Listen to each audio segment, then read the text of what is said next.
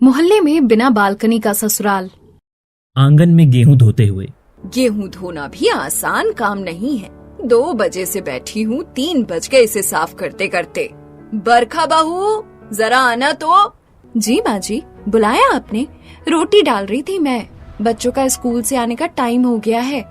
आते ही सबसे पहले खाना मांगते हैं। अरे रोटी तो राधा डाल देगी। एक काम कर, ये मैंने गेहूं धो दिया है, जाकर इन्हें छत पर रख दे। फिर इन्हें पिसवाने भी तो जाना है। कनस्तर में आटा भी खत्म होने को आ गया है। माँ जी, छत सूखी होगी तभी तो इन्हें रखूंगी। भूल गई, सुबह आप खुद मोटर चलाकर भूल गई थी। छत पर ढेर सारा पानी इकट्ठा हो रखा है, नाली भी जाम है। धीरे धीरे करके पानी जा रहा है। छत को सूखने में ही पूरे 2 दिन लग जाएंगे, इतना पानी है। अरे मोरी मैया, ये तो मैं भूल ही गई थी। अब क्या करूं मैं? गेहूं कैसे सुखाएंगे? अगर ऐसे ही गीले रहेंगे तो ये तो खराब हो जाएंगे। देवर जी के कमरे में ले जाते हैं। उनके कमरे की खिड़की से थोड़ी थोड़ी धूप तो आती है। शाम तक थोड़े बहुत तो सूख ही जाएंगे। लेकिन उसके कमरे में तो पहले से ही कपड़े सूख रहे हैं, उन्हें कहाँ रखेंगे? फिर गीले कपड़े बाद में बदबू मारने लगते हैं। उन धुले हुए गेहूं को सुखाने की पूरे घर में कहीं पर भी जगह नहीं थी, जिससे मनोरमा काफी परेशान हो रही थी कि तभी मनोरमा के पड़ोस में रह रही संगीता अपनी बालकनी से मनोरमा को आवाज लगाती है। अरे मनोरमा बहन, क्या हुआ? क्यों परेशान हो रही हो? अरे क्या बताऊं संगीता बहन, गेहूं लाकर मैंने धो दिया, लेकिन कहीं पर भी इन्हें सुखाने की जगह नहीं है। छत पूरी गीली हो रखी है। अब ऐसे तो ये खराब हो जाएंगे। अरे तो इतना परेशान क्यों हो रही हो? इन्हें मेरे घर पर ले आओ ना। बालकनी में मैंने पापड़ सूखने के लिए रखे हैं, बगल में गेहूं रख दूंगी, अच्छे से धूप लग जाएगी। मनोरमा सारे गेहूं कपड़े में समेटकर सीधा संगीता की बालकनी पर ले जाती है, जिन्हें संगीता अच्छे से बालकनी में फैलाकर धूप में डालकर रख देती है। संगीता बहन, तुम्हारा बहुत बहुत शुक्रिया, वरना मैं तो सोच सोच कर ही परेशान हो रही थी कि इन गीले गेहूं को कहाँ सुखाऊं। गली में रत्ती भर धूप नहीं आती है, और थोड़ी देर हवा लगने के लिए भी रख दिया तो कोई न कोई जानवर आकर मुंह मार देगा। तो मनोरमा बहन, मैंने भी तुमसे कितनी बार कहा है कि एक बालकनी बनवा ही लो।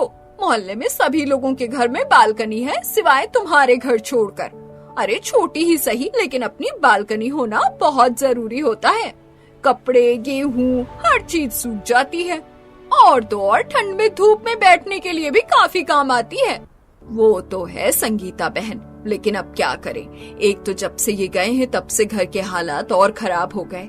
इनके इलाज में इतने पैसे खर्च करे, लेकिन भगवान को तो कुछ और ही मंजूर था, और ऊपर से एमसीडी वालों ने बालकनी बनाने से मना कर रखा है।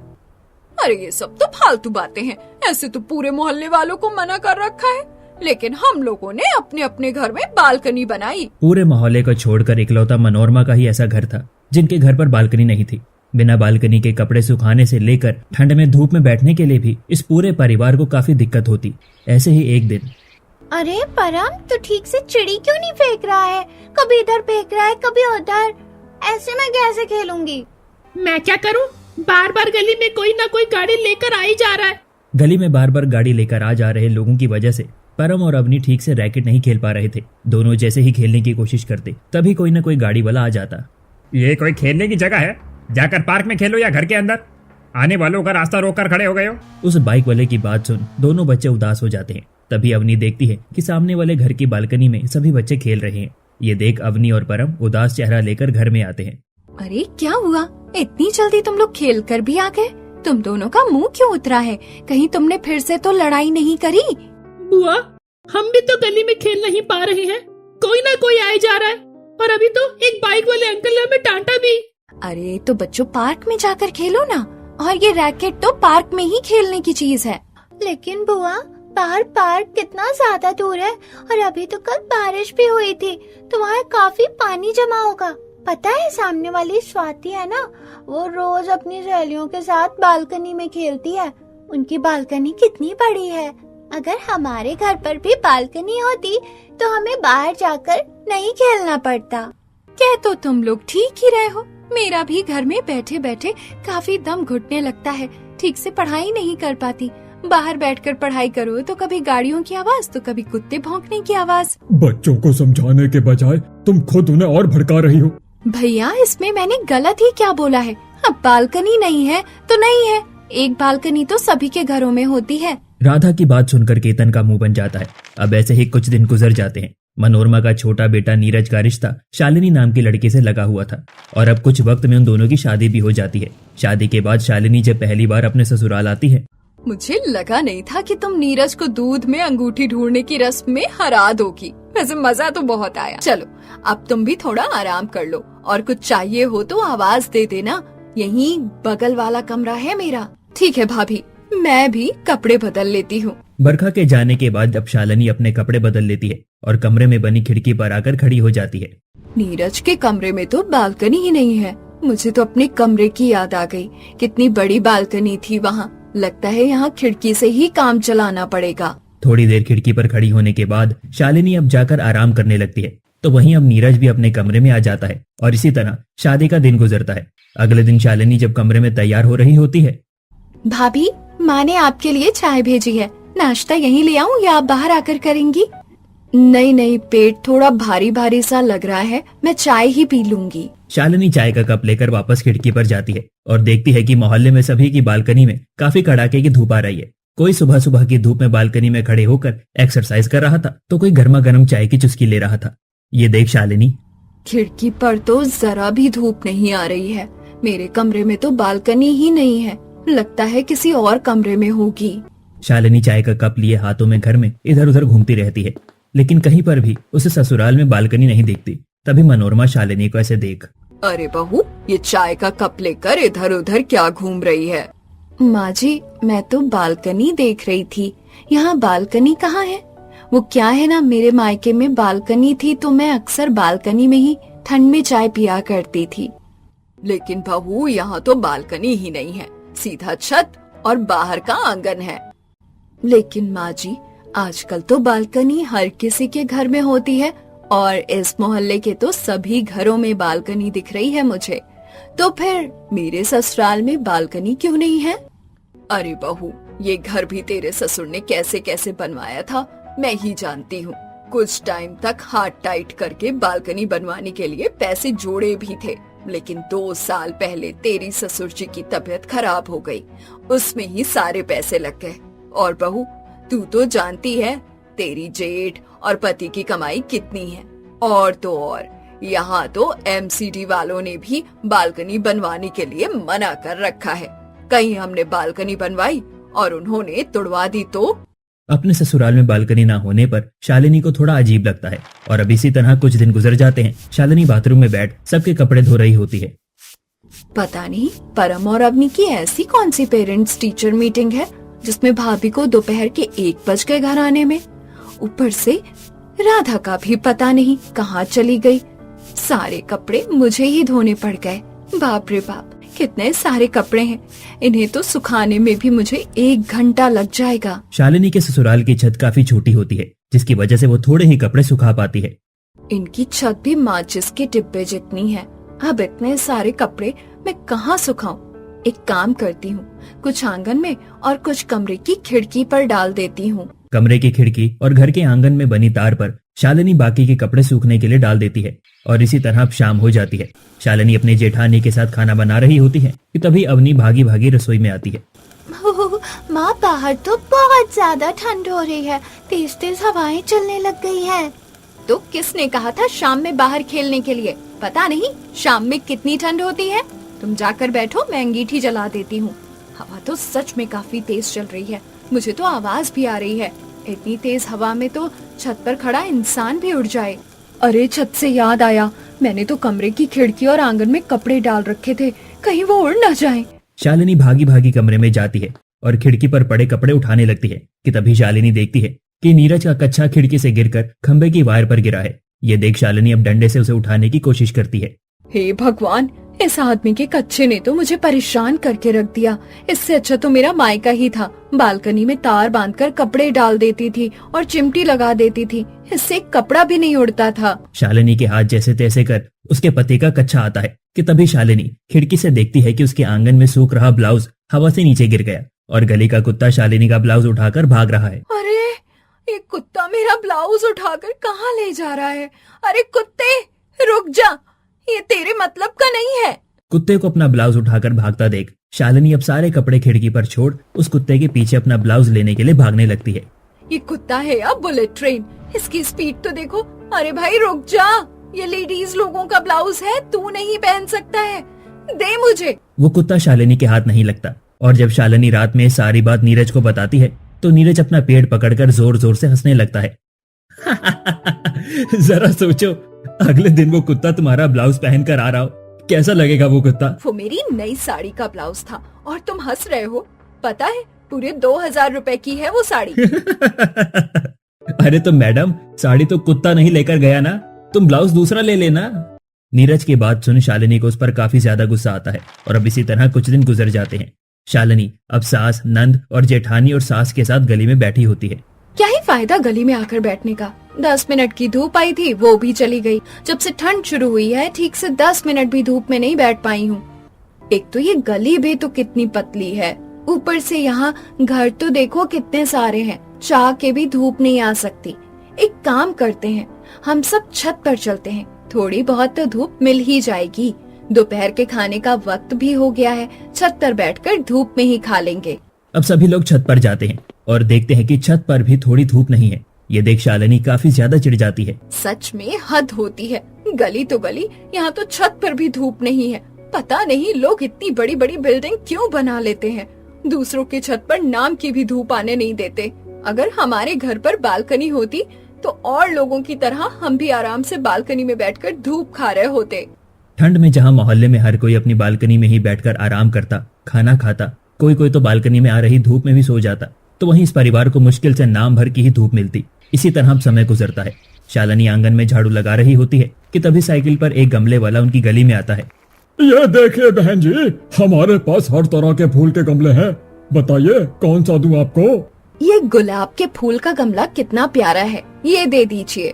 शालिनी, हाँ, ये सब बालकनी में रखने वाले गमले हैं और तुम्हारे घर में तो बालकनी ही नहीं है, तो कहाँ रखोगे इन्हें? इनको भी धूप चाहिए होती है। और नहीं तो क्या, तुम्हारी सास ने तो सच में हद कर रखी है। हम सब बोल बोल के थक गए कि अपने घर पर भी बालकनी बनवा लो, लेकिन नहीं, मैंने तो पिछले हफ्ते ही अपनी बालकनी में 50,000 रुपए का काम करवाया है। बैठने के लिए सिटिंग करवा दी और तो और पूरी बालकनी को रिनोवेट करवा दिया। दोनों पड़ोसन की बात सुन शालिनी का मुंह बन जाता है और अब शालिनी चिढ़कर अंदर आती है। वो अपर्णा और साक्षी मेरा मजाक उड़ा रही थी, कह रही थी कि घर में बालकनी नहीं है तो गमला लेकर कहाँ रखोगी। माँ जी, बालकनी बनाने में कितने ही पैसे लग जाएंगे, बनवा लीजिए ना एक बालकनी। बहू, कहा तो था तुझे कि अभी हाथ टाइट चल रहा है थोड़ा, और अगर लोगों से पैसे लेकर बालकनी बनवा भी ली और कल को एमसीडी वालों ने आकर तोड़ दिया तो फिर क्या करेंगे? और नहीं तो क्या, खर्चा होगा सो अलग, और वैसे भी मुश्किल से ठंड को जाने में कुछ दिन रह गए हैं, इसके लिए क्या ही बालकनी बनवाना। गर्मी में तो तुम लोगों में से कोई भी घर से बाहर तक नहीं निकलेगा। वो तो बात की बात है ना, लेकिन माँ जी बालकनी होना जरूरी है घरों में। और आप तो ऐसे कह रही हैं जैसे एमसीडी वाले हमारे घर पर नजर रखे हुए हैं कि जैसे इन्होंने बालकनी बनाई जाकर तोड़ दो। घर में बालकनी ना होने की वजह से ना ही शालिनी को धूप में बैठने को मिलता और ना ही कपड़े सुखाने जैसे काम भी। शालिनी के कमरे में बनी खिड़की से मुश्किल से दिन में 1 से 2 घंटा ही धूप आ पाती थी। चलो थोड़ी देर ही सही, कम से कम धूप तो मिली। शालिनी सुकून से 2 पल खिड़की पर खड़ी होती है कि तभी बरखा के दोनों बच्चे अपना स्कूल बैग शालिनी के कमरे में आ जाते हैं। चाची, हम रोज यहीं पर अपना स्कूल का काम करते हैं, तो हम कर ले? हाँ बच्चों, कर लो, पढ़ाई भी तो इम्पोर्टेंट है। मैं जब तक सब्जी काट लेती। बच्चों की पढ़ाई करने तक शालिनी रसोई में जाकर सब्जी काटने लगती है। सब्जी काट कर कुछ देर बाद जब शालिनी अपने कमरे में आती है तो देखती है कि उसकी नंद राधा खिड़की पर खड़ी कॉल पर किसी से बात कर रही है। तभी शालिनी को देख राधा अपना फोन रख देती है। अरे भाभी, आप थोड़ी देर बाद आ जाना, वो मैं अपनी फ्रेंड से कुछ बात कर रही थी। कमरा मेरा है और जरा इस महारानी को तो देखो, मेरे कमरे में मुझे आने से मना कर रही है। शालिनी मुंह बनाकर चली जाती है और इसी तरह 2-4 दिन गुजर जाते हैं। शालिनी अपनी जेठानी के साथ खिड़की पर खड़ी चाय पी रही होती है। आप तो मेरे मायके एक ही बार आई हो, अभी कुछ दिन निकालकर मेरे साथ मेरे मायके चलना। पता है वहाँ पर कितनी बड़ी बालकनी है, ठंड में तो और ज्यादा मजा आता है। पूरे दिन हम धूप में ही बैठे रहते हैं और गर्मियों में हम तो कभी कभी बालकनी में ठंडी हवा खाते हुए सो जाते हैं। दोनों देवरानी जेठानी आराम से बातें कर रही होती हैं। तभी एक कबूतर शालिनी के चाय में कप में बीट कर देता है जिसे देख आसपास बालकनी में खड़ी औरतें तो वहीं शालिनी की जेठानी तक हंसने लगती हैं। शालिनी, इस कबूतर ने तो तुम्हारी चाय को स्टारबक्स वाली चाय बना दिया। टेस्ट करके बताओ कैसा है। छी भाभी, आप कितनी गंदी हो। एक तो उस कबूतर ने मेरी चाय खराब कर दी और आप हो कि। यूं ही समय गुजरता रहता है और आज शालिनी के पड़ोस में नंदिनी नाम की एक नई पड़ोसन आती है, जिसकी काफी बड़ी बालकनी होती है और नंदिनी अब उस बालकनी में एक झूला भी लगा रही होती है। ये देख शालिनी अपनी खिड़की से, अरे एक ये है जिन्होंने अपनी बालकनी में झूलने के लिए झूला भी लगवा लिया, और एक मेरा ससुराल है जहाँ पर बालकनी ही नहीं है। शालिनी एकटक नंदिनी की बालकनी और उसमें लगे झूले को देख रही थी कि तभी नंदिनी की नजर शालिनी पर पड़ती है। हेलो, मेरा नाम नंदिनी है। हम लोग यहाँ कल ही शिफ्ट हुए हैं। आपसे मिलकर अच्छा लगा। हाँ, मैंने कल देखा था आप लोगों को। मेरा नाम शालिनी है। वैसे आपकी बालकनी तो काफी सुंदर है। कितने सारे प्लांट्स रखे हैं आपने, और ये झूला, इसने तो आपके बालकनी की शोभा को और बढ़ा दिया। मुझे शुरू से ही इसी तरह की बालकनी चाहिए थी। पता है, ये झूला स्पेशली हमने बालकनी के अकॉर्डिंग ऑर्डर देकर बनवाया है। आप भी आइए ना, इसी बहाने दोनों चाय भी पी लेंगे। नंदिनी के कहने पर शालिनी नंदिनी के घर जाती है और अब वो दोनों बालकनी में बैठकर झूले पर चाय पी रही होती हैं। पता है, मेरे मायके में भी काफी बड़ी बालकनी है। वहाँ झूला तो नहीं है, लेकिन फिर भी हम सब भाई बहन वहाँ पर काफी मस्ती करते थे। आज के टाइम में तो घरों में बालकनी होनी ही चाहिए। कब तक इंसान अपने घर में ही बैठा रहेगा। अगर मैं एक दिन भी बालकनी पर ना आऊँ तो कमरे में बैठे बैठे मेरा तो दम ही घुटने लगे। वैसे तुम्हारे घर में बालकनी क्यों नहीं है? मोहल्ले में तो सभी के घरों में बालकनी है, और किसी किसी के घर में तो दो दो बालकनी है। नंदिनी, अब मैं तुम्हें क्या ही बताऊं। दोनों पड़ोसन बात करने में इतनी खो जाती हैं कि कब दोपहर से शाम हो जाती है उन्हें पता ही नहीं चलता। तो वहीं दूसरी तरफ मनोरमा शाम में खाना बनाते हुए, शालिनी बहू कहाँ है? दोपहर में इसे बाहर जाते हुए देखा था, अभी तक आई नहीं। तुम्हें बताकर गई है? माँ जी, वो पड़ोस में कोई नई पड़ोसन आई है ना, उसी के घर गई है। राधा, जरा जाकर शालिनी को बुला कर ला। राधा अब शालिनी के कमरे में आती है और उसकी खिड़की से चिल्लाकर शालिनी को बुलाने लगती है। अरे भाभी, आप ही जाओ, शाम होने को आ गई है। माँ बुला रही है आपको। राधा के बुलाने पर शालिनी अब घर आ जाती है और अब अक्सर शालिनी नंदिनी के घर जाकर उसकी बालकनी में बैठ जाया करती थी। दोनों पड़ोसन घंटों घंटों तक काफी देर तक बात करती थी। इसी तरह एक दिन, शालिनी कहाँ जा रही हो? तुम्हें मैंने अपनी शर्ट प्रेस करने के लिए बोला था। आप खुद कर लो ना, और अगर नहीं भी करोगे तो किसी को क्या ही पता चलेगा। वैसे भी ठंड का मौसम है, ऊपर से स्वेटर ही डालोगे। मैं नंदिनी के घर जा रही हूँ। अरे जब देखो तुम नंदिनी के घर में बैठी रहती हो। नंदिनी का घर नहीं, ये तुम्हारा ससुराल है। और क्या करूँ, गली और छत पर धूप आती नहीं और घर में बालकनी है नहीं। उसकी बालकनी में जाकर धूप के साथ साथ थोड़ी ताजी हवा भी खाने को मिल जाती है। फिर बालकनी का रोना धोना शुरू हो गया तुम्हारा। कल संडे है, कल मैं तुम्हें पार्क ले चलता हूँ। वहाँ तुम्हें जितनी धूप खानी है खा लेना। नीरज की बात सुन शालिनी काफी खुश होती है और अब अगले ही दिन नीरज शालिनी को एक पार्क में ले जाता है। दोनों पार्क में बैठे होते हैं कि तभी वहाँ पर दो किन्नर आ जाती हैं। हाय हाय देना मेरे राजा, भगवान तुम दोनों की जोड़ी बनाए रखे। अरे नहीं है मेरे पास, आप जाओ ना, होते तो मैं दे देता हूँ। दे देना चिकने, भगवान करे तेरे चेहरे पर फेयर एंड लवली ग्लो आए। उन दोनों किन्नर के बार बार कहने पर नीरज अपनी जेब से पैसे निकाल कर उन्हें दे देता है, जिसके बाद फिर से वो बातें करने लगते हैं कि तभी फिर से एक दो किन्नर उनके पास पैसे मांगने के लिए आ जाते हैं। ये देख शालिनी को काफी गुस्सा आता है और वो वहां से मुंह बनाकर जाने लगती है कि तभी पीछे पीछे आते हुए नीरज, अरे तुम कहाँ चली? तुम्हें तो पकोड़े खाने थे ना, चलो मैं तुम्हें पकोड़े खिलाकर आता हूँ। यहीं पास में ही काफी अच्छा पकोड़े वाला है। एक काम करो, तुम ही पकोड़े खाओ और उन लोगों को खिलाओ। एक तो पहली बार मुझे शादी के बाद घूमने के लिए लेकर आए, वो भी इतनी घटिया पार्क में, न ढंग की धूप न थोड़ा बहुत सुकून। मैं तो चली घर। शालिनी नीरज को रोड पर छोड़कर खुद ही अकेले घर आ जाती है और अब उस दिन के बाद से अक्सर नीरज और शालिनी के बीच में बालकनी को लेकर हमेशा बहस होती। तुम एक काम क्यों नहीं करती? उस नंदिनी के घर पर जाकर ही बस जाओ ना। जब से वो यहाँ पर आई है तब से 24 घंटे तुम उसी की बालकनी में टंगी रहती हो किसी कपड़े की तरह। तुम्हें अपना घर नहीं संभालना है क्या? हर थोड़ी थोड़ी चीज के लिए बार बार तुम्हें आवाज देनी पड़ती है। अरे तुम, मुझे भी शौक नहीं है लोगों की बालकनी पर जाकर बैठने का। अगर खुद एक बालकनी बनवा लो तो मैं क्यों जाऊं किसी की बालकनी पर। हाँ, पैसे तो तुम्हारे भैया छोड़कर गए हैं ना यहाँ पर। खबरदार मेरे भैया के खिलाफ कुछ बोला तो। हम भी तुम्हारी तरह ही गरीब हैं, लेकिन मेरे भैया ने हमेशा मेरी भाभी की छोटी से छोटी ख्वाहिशों को भी पूरा किया है। पता नहीं किस घर में आकर फंस गई मैं। जो भी हो, लेकिन अब तुम उस घर में नहीं जाओगी। मैं भी देखती हूँ कि मुझे कौन जाने से रोकता है। शालिनी और नीरज के बीच काफी ज्यादा लड़ाई होने लग जाती है। उनकी लड़ाई की आवाज जब कमरे से बाहर आती है तो परेशान होकर मनोरमा अपनी बड़ी बहू बेटे के साथ उनके कमरे में आती है। अरे तुम दोनों पति पत्नी हो या चूहा बिल्ली, जब देखो लड़ते ही रहते हो। अरे तुम्हारे लड़ने की आवाज कमरे के बाहर तक आ रही है। मैं तो परेशान हो गई हूँ तुम लोगों के रोज रोज के लड़ने से। माताजी, तुम मुझे भी रोज रोज लड़ाई करने का कोई शौक नहीं है। कब से कह रही हूँ कि एक बालकनी बनवा दो, लेकिन नहीं, बालकनी ना हो गया ताजमहल हो गया, जो बनवाने में इनकी जान निकली जा रही है। तो पैसे लाकर दो ना, अभी बनवा देता हूँ बालकनी। और बालकनी ही क्यों, तुम्हारे लिए तो मैं शीश महल बनवाऊंगा। अरे बस भी करो तुम दोनों, मोहल्ले में बेइज्जती करवा कर ही मानोगे क्या? बालकनी ना हो गई कोई कोहिनूर का हीरा हो गया, जिसके लिए इतना लड़े जा रहे हो।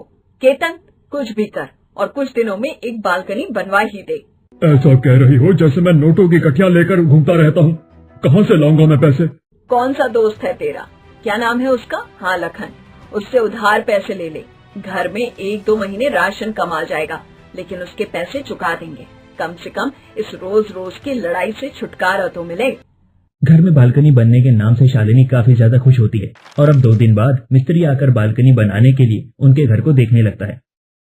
बालकनी तो आपके कमरे में ही बनेगी, लेकिन ज्यादा बड़ी नहीं बन पाएगी। अरे कोई बात नहीं भैया, बने तो सही। कम से कम इसे रोज रोज की चिकचिक से तो मुझे छुटकारा मिलेगा। भाई समझकर एक एडवाइस दे रहा हूँ, अगर शादी नहीं करी है तो करना भी मत भाई। शादी करके बहुत बड़ी गलती कर दी मैंने बीवी नहीं आइटम बम लेकर आया हूँ घर में।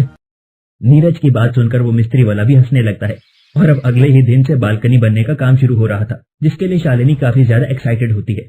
दीदी, हम अपनी बालकनी पर ढेर सारे प्लांट्स लगवाएंगे, वो भी अलग अलग फूलों के, और एलोवेरा का भी प्लांट लगाएंगे।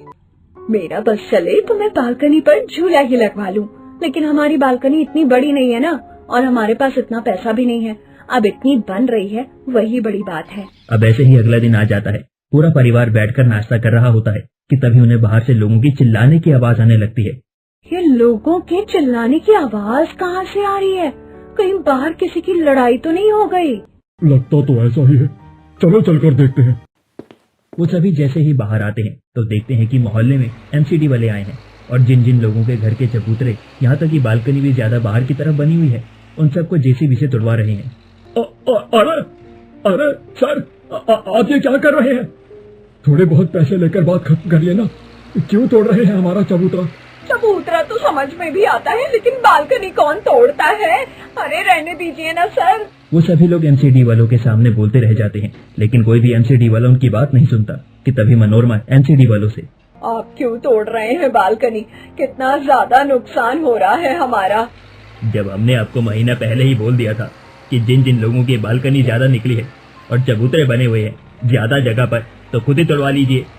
अब आप लोगों ने मेरी बात, तो फिर हमें कुछ तो करना ही होगा ना। हे भगवान, पिछले महीने ही मैंने अपनी बालकनी पर लाख रुपए का खर्चा करवाया था। इतनी अच्छी बनवाई थी मैंने बालकनी, सारे पैसे मिट्टी में गए। हम लोगों ने तो आप लोगों को पहले ही इन्फॉर्म कर दिया था, लेकिन आप लोग सरकार को कहाँ ही सीरियस लेते हैं। देखते ही देखते एमसीडी वाले सभी मोहल्ले वालों की निकली एक्स्ट्रा बालकनी को तोड़ देते हैं, जिसके बाद मनोरमा अपने पूरे परिवार के साथ अपने घर में आ जाती है और शालिनी को देख, बहू देखा तूने, बाहर सभी मोहल्ले वालों की बालकनी टूट गई। अगर तेरे चक्कर में मैं बालकनी पहले ही बनवा देती तो आज हमारी भी बालकनी टूट जाती। अरे वो सब तो पैसे वाले हैं, नुकसान झेल भी लेंगे, लेकिन हम गरीब लोग क्या करते? मुझे कौन सा सपने आ रहे थे ऐसा कुछ होगा, और वो तो अच्छी बात है ना, बालकनी बनने का काम आज से शुरू होने वाला था और आज ही ये सब हो गया। इसीलिए मैं तुझे पहले ही बोलती थी, लेकिन तुझे मेरी बात कहाँ समझ में आती थी। बेचारी मायावती, कितना नुकसान हो गया उसका। और वैसे हुआ तो उसके साथ ठीक ही है, बड़ा चिढ़ाती थी मुझे अपनी बालकनी से खड़े खड़े। अब देखती हूँ कैसे चिढ़ाएंगे सब मुझे। जो मैंने पैसे उधार लिए थे वो भी खर्च नहीं हुए हैं। आज ही जाकर लखन को वापस कर देता हूँ। मैं तो सोच सोच के परेशान हो रहा था कि कर्ज तो मैंने ले लिया, लेकिन चुकाऊंगा कैसे? कुछ भी हो, लेकिन हमारी बालकनी बनने का सपना तो सपना ही रह गया। अब तो गली और छत से ही काम चलाना पड़ेगा। ऐसे ही 2-4 दिन गुजर जाते हैं और अब लगभग सबकी बालकनी टूटने के बाद सभी मोहल्ले के लोग जो हमेशा बालकनी पर ही रहते थे, अब वो सभी गली में आकर बैठना शुरू कर देते हैं, जिससे अब गली में काफी ज्यादा चहल पहल रहने लगती है और दोनों बच्चे भी आज पड़ोसियों के बच्चों के साथ काफी ज्यादा खेलते हैं। अरे पकड़ो पकड़ो, मुझे पकड़ो, मैं इधर हूँ इधर। कहा था ना, मेरे से जितना तेज कोई नहीं भाग सकता। हाँ, कितने दिनों के बाद मैं बच्चों को इतना खुश होकर खेलता हुआ देख रही हूँ, वरना हमेशा घर में रहकर ये लोग लूडो कैरम बोर्ड खेलते थे। गली में ठीक से धूप तो नहीं है, लेकिन भाभी यहाँ पर मजा तो काफी है। लोगों की चहल पहल से ही कितना अच्छा लग रहा है। बताओ मनोरमा, क्या प्लान है फिर रात में खाना बनाने का? मैंने तो सुना है यही पास में एक अमृतसरी कुलचे वाला आया है, बहुत बढ़िया कुलचे बनाता है। सोच रही हूँ रात का खाना वहीं से मंगवा लूँ। हाँ हाँ, मैंने भी उस ठेले वाले के बारे में काफी सुना है, बहुत बढ़िया कुलचे बनाता है। तो सोच रही हूँ मैं भी आज वहीं से मंगवा लूँ। अरे अनीता की बहू के बारे में सुना? पता है कल उसकी घर में काफी लड़ाई हुई और वो तो बैग उठाकर सीधा अपने मायके चली गई। मैंने सुनीता को कई बार कहा था कि अपने बेटे की लव मैरिज मत करवाओ, लेकिन उसने मेरी सुनी ही नहीं। अब भुगते। अरे लव मैरिज वाली बहू भी क्या ठीक से घर संभाल पाती है? मोहल्ले भर के लोगों की बालकनी इल्लीगल होने की वजह से टूट गई थी, लेकिन फिर भी लोग गली में आकर अपने गपशप और चुगलियां जारी रख रहे थे। तो वहीं शालिनी का भी बिना बालकनी के ही आराम से दिल लग जाता है।